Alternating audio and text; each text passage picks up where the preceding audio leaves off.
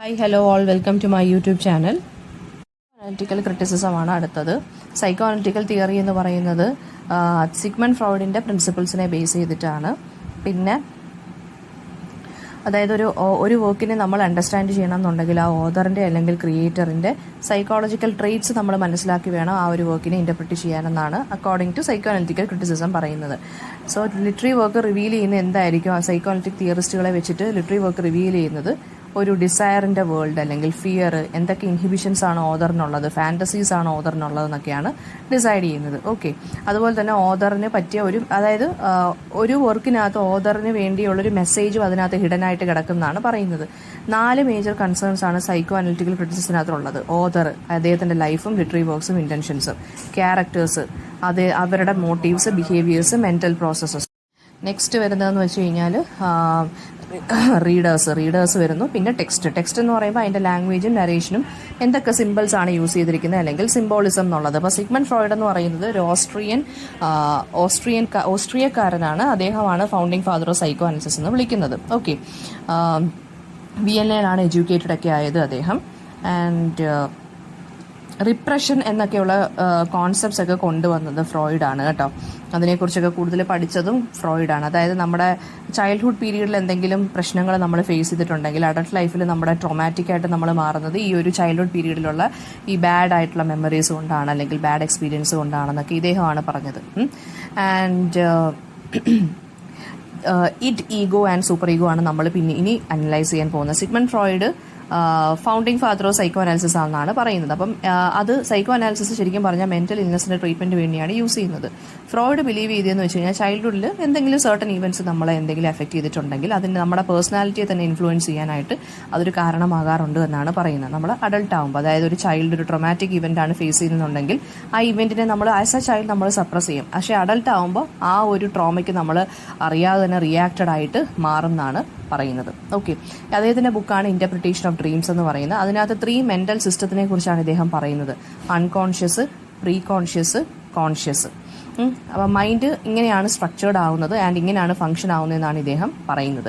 അതായത് ഈ 3 കോൺസെപ്റ്റുകളെ അദ്ദേഹം ഡിഫൈൻ ചെയ്യാൻ വേണ്ടി ഒരു ഐസ്ബർഗിന്റെ എക്സാമ്പിളാണ് ഉദ്ദേശിക്കുന്നത്. ഒരു ഐസ്ബർഗ് വെള്ളത്തിൽ നിൽക്കുവാണ്. അതായത് ഐസ്ബർഗിന്റെ താഴെ ഭാഗമുണ്ട്, വെള്ളത്തിന്റെ താഴോട്ടും ഉണ്ട്, വെള്ളത്തിന്റെ മുകളിലോട്ടും ഉണ്ട് ഐസ്ബർഗ്. ആ കോൺഷ്യസ് മൈൻഡ് ഉണ്ടല്ലോ, മൈൻഡിന്റെ കോൺഷ്യസ് പാർട്ട് എന്ന് പറയുന്നത് വെള്ളത്തിന് മുകളിൽ നിൽക്കുന്ന ഐസ്ബർഗിന്റെ ഭാഗമാണ്. Just below the surface of the water ആണ് പ്രീ കോൺഷ്യസ്. അതുപോലെ തന്നെ അൺകോൺഷ്യസ് എന്ന് പറയുന്നത് എന്താണ്, deep below the surface of the water ആണ് അൺകോൺഷ്യസ്. വെള്ളത്തിന് മുകളിൽ നിൽക്കുന്നത് കോൺഷ്യസ്. വെള്ളത്തിന്റെ ആ ഒരു ഇച്ചിരി താഴോട്ട് നിൽക്കുന്ന പാർട്ട് എന്താ പറയുക അൺകോൺഷ്യസും, ഏറ്റവും താഴെ നിൽക്കുന്നതാണ് പ്രീ കോൺഷ്യസ് എന്ന് പറയുന്നത്. ഓക്കെ, ഇനി 3 പാർട്സ് ഉണ്ടെന്നാണ് പറയുന്നത് നമ്മുടെ മൈൻഡിന്. ഏതൊക്കെയാണ് നമ്മുടെ പേഴ്സണാലിറ്റിയെ ഡീൽ ചെയ്യുന്നത്? Id, ego and super ego. Id എന്ന് പറയുന്നത് അൺകോൺഷ്യസ് പാർട്ട് ഓഫ് അവർ മൈൻഡാണ്. ഈഗോ എന്ന് പറയുന്നത് പ്രീ കോൺഷ്യസ് പാർട്ടിലാണ് നിൽക്കുന്നത്. കോൺഷ്യസ് പാർട്ടിൽ നിൽക്കുന്ന ആളാണ് സൂപ്പർ ഈഗോ എന്ന് പറയുന്നത്. ഇനി ഇഡ് എന്താണെന്ന് വെച്ചാൽ നമ്മുടെ പേഴ്സണാലിറ്റിയുടെ ഏറ്റവും ബേസിക് പാർട്ടാണ് ഇഡ് എന്ന് പറയുന്നത്. നമ്മുടെ ആനിമലിസ്റ്റിക് ഏർജസ് ഉണ്ടല്ലോ, നമ്മുടെ desire for food and sex, അതൊക്കെ എന്ന് പറയുന്നത് ഇഡാണ് കൺട്രോൾ ചെയ്യുന്നത്. ഓക്കെ, അതാണ് റെപ്രസെന്റ് ചെയ്യുന്നത്. അപ്പോൾ ഇൻസ്റ്റന്റ് ആയിട്ട് നമുക്ക് എന്തെങ്കിലും നമ്മുടെ ഒരു വോണ്ട് അല്ലെങ്കിൽ നീഡിന് ശേഷം നമുക്ക് കിട്ടുന്നൊരു ഗ്രാറ്റിഫിക്കേഷൻ, അതാണ് id.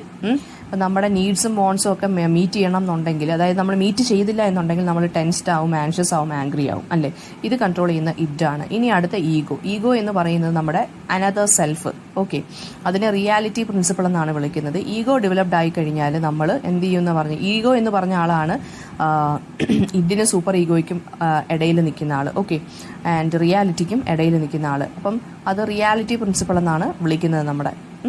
And then super ego എന്ന് പറയുമ്പോൾ എന്താണ്, പാർട്ട്ലി കോൺഷ്യസ് ആയിട്ടുള്ളൊരു ഭാഗമാണ് സൂപ്പർ ഈഗോ. അതായത് നമ്മുടെ സൊസൈറ്റിയുടെ റൂൾസ്, ഫംഗ്ഷൻസ്, നമുക്ക് കിട്ടുന്ന റിവാർഡ്, നമുക്ക് കിട്ടുന്ന പണിഷ്മെന്റ്, മോറൽ ആയിട്ടുള്ള ആറ്റിറ്റ്യൂഡ്സ്, ഗിൽറ്റി ഫീലിംഗ്, ഇതൊക്കെ കൺട്രോൾ ചെയ്യുന്ന ആളാണ് സൂപ്പർ ഈഗോ എന്ന് പറയുന്നത്. അപ്പോൾ മൊറാലിറ്റി പ്രിൻസിപ്പിളാണ് സൂപ്പർ ഈഗോയ്ക്കകത്ത് വരുന്നത്. So super ego 3 to 5 age ആകുമ്പോഴാണ് നമുക്ക് വരുന്നത്. അതായത് 3 വയസ്സ് 5 വയസ്സ്. അതിന്റെ ഫംഗ്ഷൻ എന്ന് വെച്ച് കഴിഞ്ഞാൽ ഇഡിന്റെ ഇമ്പൾസസിനെ കൺട്രോൾ ചെയ്യുക എന്നുള്ളതാണ് സൂപ്പർ ഈഗോ എന്ന് പറയുന്നത്. ഓക്കെ, പിന്നെ സൈക്കോ അനാലിസിസ് എന്ന് പറയുമ്പോൾ എന്താണ്, സ്റ്റഡി ഓഫ് അൺകോൺഷ്യസ് എന്നാണ്. ഇഡ് എന്ന് വെച്ചാൽ ഒരു ലാറ്റിൻ വേർഡാണ്, അതിന്റെ മീനിങ് ഇറ്റ് എന്നാണ് കേട്ടോ. സിഗ്മണ്ട് ഫ്രോയിഡിനെ വിളിക്കുന്നത് ഫാദർ ഓഫ് സൈക്കോ അനാലിസിസ് എന്നാണ്. സൈക്കോ അനലിറ്റിക് തിയറി എന്താണ് അറ്റംപ്റ്റ് ചെയ്യുന്നത്, psychological traits of the author അല്ലെങ്കിൽ ക്രിയേറ്റർ. ഇന്റർപ്രിറ്റേഷൻ ഓഫ് ഡ്രീംസ് എന്നുള്ളത് ഫ്രോയിഡിന്റെ അനദർ ഇമ്പോർട്ടൻറ്റ് വർക്കാണ്. ഇറ്റ്, ഈഗോ, സൂപ്പർ ഈഗോ പഠിച്ചു വെച്ചേക്കണം. പിന്നെ നെക്സ്റ്റ് അപ്പം ഒരു എസ്സേ എഴുതാൻ പറഞ്ഞു കഴിഞ്ഞാൽ ആദ്യമേ സിഗ്മണ്ട് ഫ്രോയിഡിനെ കുറിച്ച് എഴുതുക. ഇന്റർപ്രിട്ടേഷൻ ഓഫ് ഡ്രീംസ് എന്നുള്ള വർക്കിനകത്താണ് കോൺഷ്യസ്, പ്രീ കോൺഷ്യസ്, അൺകോൺഷ്യസ്, അതുപോലെ ഐസ്ബർഗിന്റെ എക്സാമ്പിൾ എഴുതിക്കോണം. പിന്നെ അതുപോലെ തന്നെ ഒരാളുടെ പേഴ്സണാലിറ്റിക്ക് ഈ 3 കാര്യങ്ങളുമായിട്ട് കണക്ഷൻ ഉണ്ടെന്ന് പറഞ്ഞിട്ട് it, ego and super ego, പിന്നെ അതിനെ എക്സ്പ്ലെയിൻ ചെയ്ത് എഴുതുക. ഇറ്റ് എന്ന് പറഞ്ഞ ലാറ്റിൻ വേർഡാണ്, ഇറ്റ് എന്നാണ് അതിന്റെ മീനിങ് എന്ന് പറയുന്നത്. അപ്പം ഇറ്റ്, ഈഗോ, സൂപ്പർ ഈഗോയെ കുറച്ചും കൂടി എക്സ്പ്ലെയിൻ ചെയ്ത് ഞാനിപ്പോൾ പറഞ്ഞ പോയിന്റ്സ് തന്നെ അങ്ങനെ ആക്കി എഴുതുക. സൂപ്പർ ഈഗോ ഡെവലപ്പ് ചെയ്യുന്ന 3 to 5 ഏജ് ആകുമ്പോഴാണ്. So according to Freud 3 components അല്ലെങ്കിൽ 3 ഏജൻസീസ് ഓഫ് പേഴ്സണാലിറ്റിയാണ് id, ego and super ego എന്ന് പറയുന്നത്. ഓരോന്നിനും ഓരോ സ്പെഷ്യൽ പാർട്ടാണ് ഉള്ളത് പ്ലേ ചെയ്യാൻ. എന്തെങ്കിലും ഡൗട്ട് ഉണ്ടെങ്കിൽ കമൻറ്റ് ബോക്സിൽ ചോദിക്കുക. Thank you.